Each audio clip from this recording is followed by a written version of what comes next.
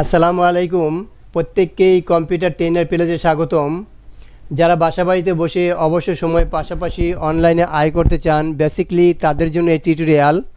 তো আজ আমার টিউটোরিয়ালের মূল বিষয়বস্তু হলো কিভাবে আমরা অ্যাস্টার অ্যাডগুলো আমাদের ওয়েবসাইটে প্রপারলি বসাতে পারি।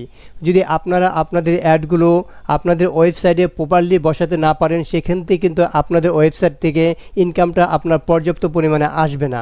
তো এটাই নিয়ে আজ আমার টিউটোরিয়াল, কিভাবে আমরা আমাদের ওয়েবসাইটে প্রপারলি আমাদের অ্যাডগুলো বসাতে পারি। এটাতে আসি। তো আসার পর এখানে দেখেন আমাদের কি কি অ্যাড নিতে হবে। এখানে আমি 10টা অ্যাড নিয়ে রেখেছি।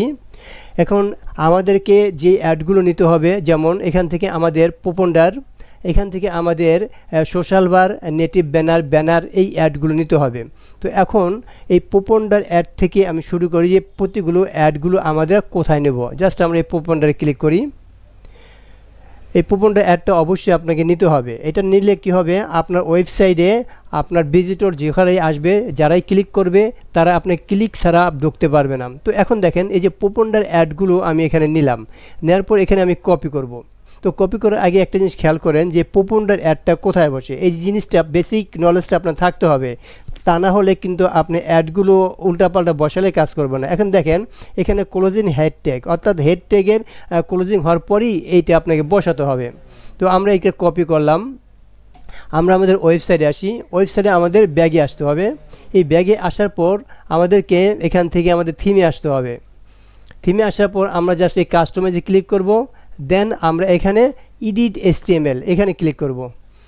তো এই এডিট HTML আসার পর এখানে আমাদের বিশাল কোডের মাধ্যমে আমরা আমাদের এই হেড ট্যাগের পরে এটা আমাদের বসাবো। দেখেন এই যে এখানে হেড ট্যাগ আছে, ক্লোজিং হেড ট্যাগে আমরা এখানে দুইটা ইন্টার দিব। তো ইন্টার দিয়ে যেটা আমরা কপি করে নিয়ে আসলাম, ওই অর্থাৎ এই যে এক্সট্রা যে আমরা কপি করে নিয়ে আসলাম, এটা আমাদের বসাতে হবে। আবার আমি কপি করি।